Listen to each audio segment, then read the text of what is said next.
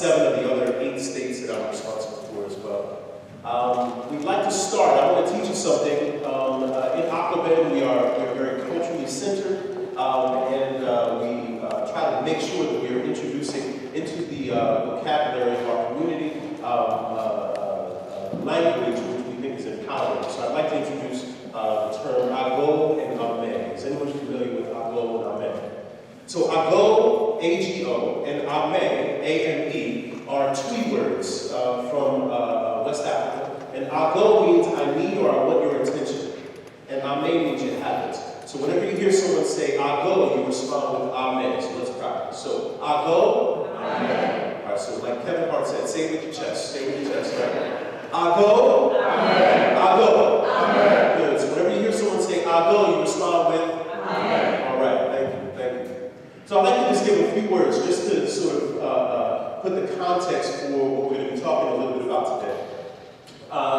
And I'd like to first start off by saying that this work that we're engaged in, this important work that we're engaged in with our colleagues in schools, is fundamentally rooted in notions of restoration, of transformation, of healing.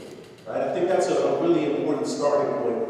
What we understand is that the place where we find ourselves, this part of the battlefield that we find ourselves where we're most comfortable, where we would argue we're most effective and perhaps we're most built for, right, is in the realm of restoration, of healing, and of transformation. It's working among the most oppressed among us. But I think it would be an error if we simply limited the work around trauma-informed care, restorative practices, cultural relevancy, agency, and access to simply healing or fixing or addressing problems. If that is the limits that we place around this work, then we will be perpetually chasing after crises. At best, we are in the process of responding. At worst, we're simply reacting. Right? And what we have to admit is that many of our organizations, many of our schools, many of our districts, law enforcement, etc., are simply caught in that cycle of responding or reacting. Right? I would argue that this work, in fact, the real value of this work to build peace in our schools and beyond is really about creating a framework for connection, for bonding, right? And for belonging. I think that the real power of this work is that we can bind people together. Yes, sometimes in response to wrongdoing, but hopefully in lieu of wrongdoing and in lieu of incidents, if that makes sense. I'll go? Now, I have been charged in the past of being naively idealistic, right? And I have to admit that I have a natural tendency to have an optimistic worldview. What's interesting is that I have that belief in optimism and the goodness in people, right? And seeing those that are the least among us, the most marginalized, the most oppressed, and seeing them as being gifts to our community, and that they have the untapped potential to create amazing things in our community.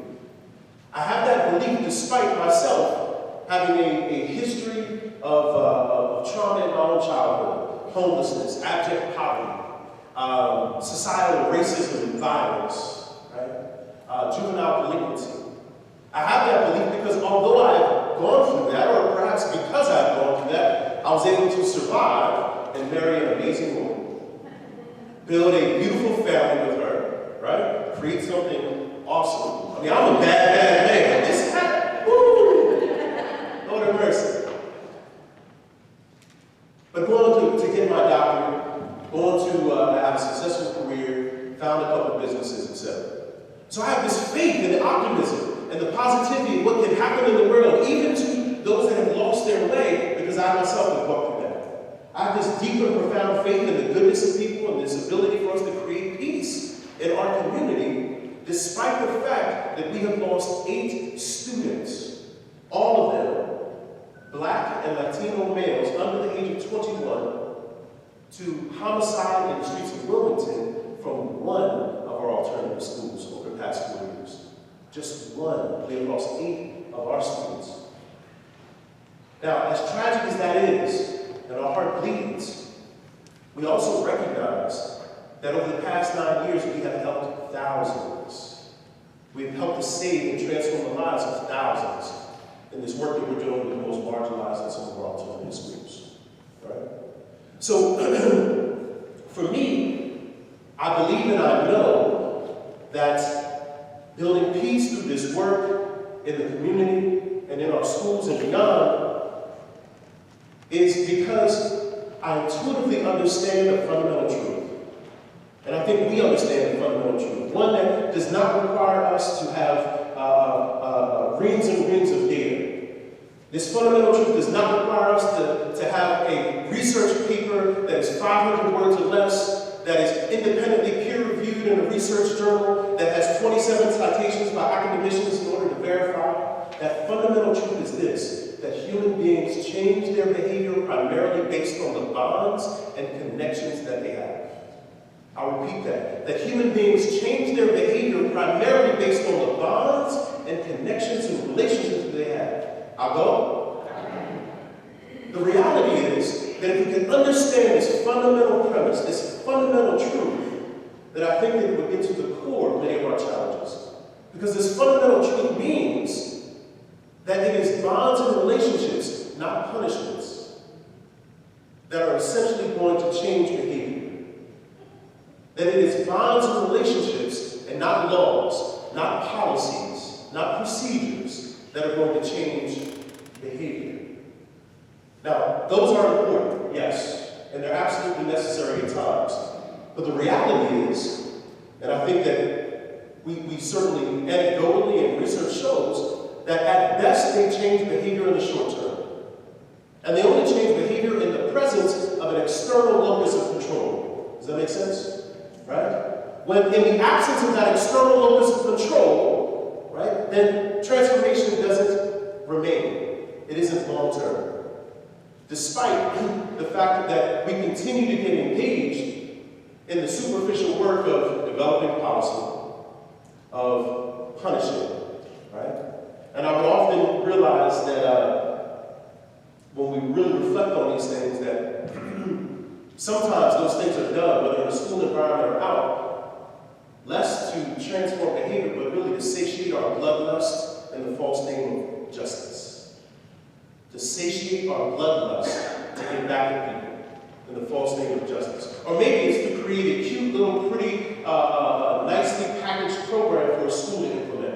Or maybe it's simply because we've got an opportunity to give people the intention that we're doing something, or that leaders are doing something, right? The reality is that this work around connection, this work around relationships is our work. It is our shared work. It is our shared burden and our shared responsibility. I would argue that too often we have professionalized this work.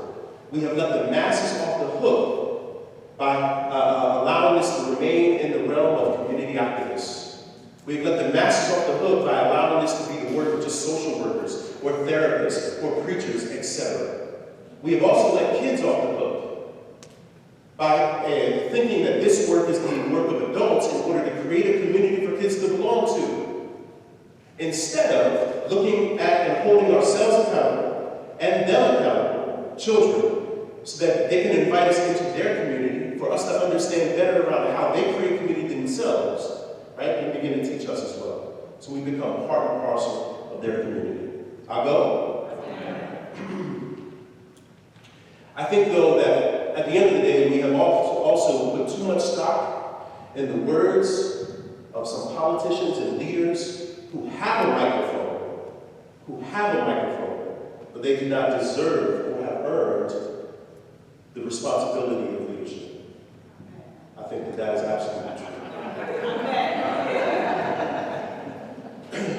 So the work that we must do, ultimately I would argue, to build community is three things. One, we must face each other. We must face each other. We must see the humanity in each other. And we must create spaces for voice, for connection, for challenge, for restoration. This is why the work that we're doing in schools is so important.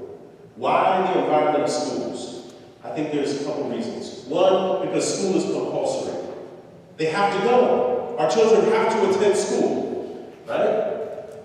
it's compulsory. So that means that lottie-dottie and everybody is going to be there, right? So school is compulsory. 2, that school in any society is really about educational or cultural transmission. I'm not going to get too far into that right now, but the reality is that school or education in any society, whether it's in on horseback, in the open plains, or in a madrasa in Morocco, where we just came from, or in a school building in Wilmington, that education itself is about cultural transmission. That means that we have a responsibility, those of us who are serious about this work, have a responsibility to be involved in what kind of culture is being transmitted to our youth. Does that make sense? Yes? And lastly, regardless of whether or not we agree on with which political side or which ideological perspective or not, that we are unified in our understanding that we want the best for our children.